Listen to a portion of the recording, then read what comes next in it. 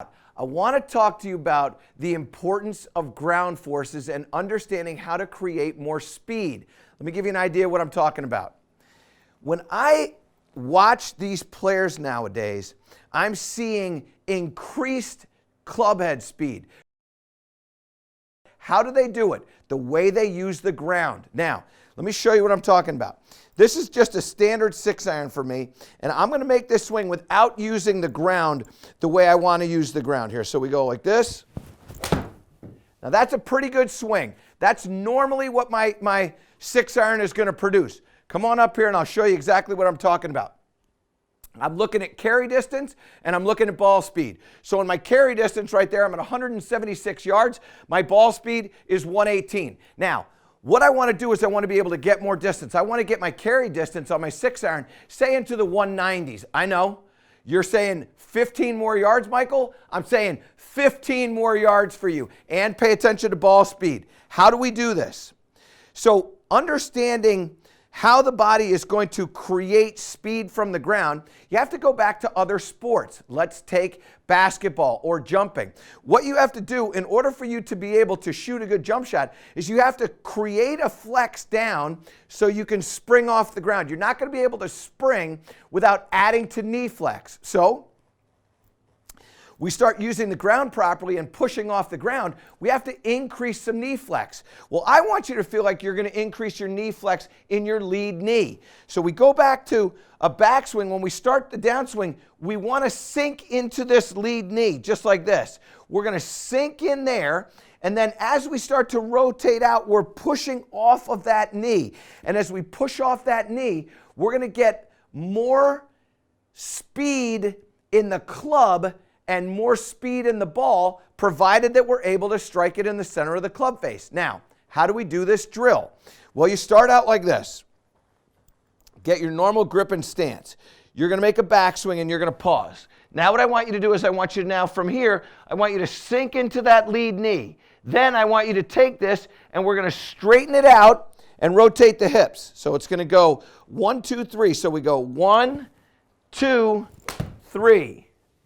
And you're going to feel that push off the ground. Now, initially, your instinct and your eye is going to want to go to contact.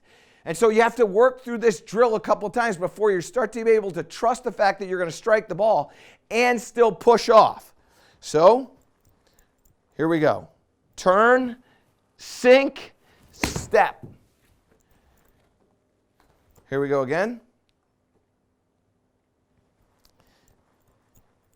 Turn, sink, push off. That was my best one yet. Same thing again.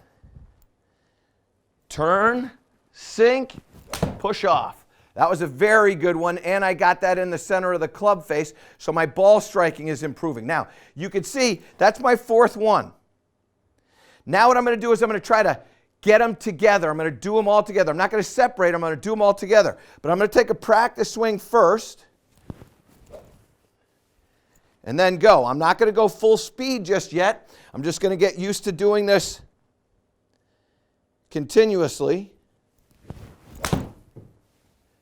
So there. Now, this is not full speed, but come over here and just see what happened. Remember I was at 118.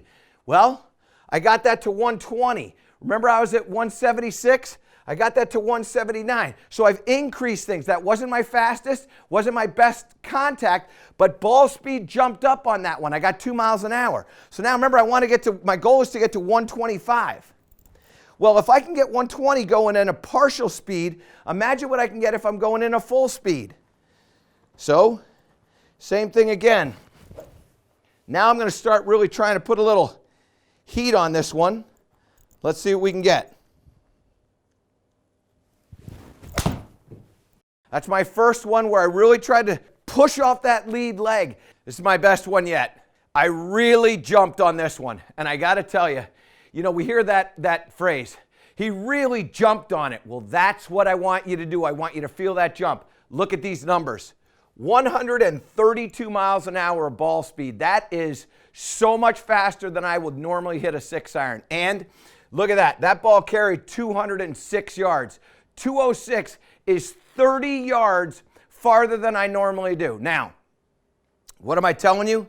What I'm telling you is you've got distance in there. You just have to understand how to do it. And the way you're going to understand it is through use of the lead leg properly.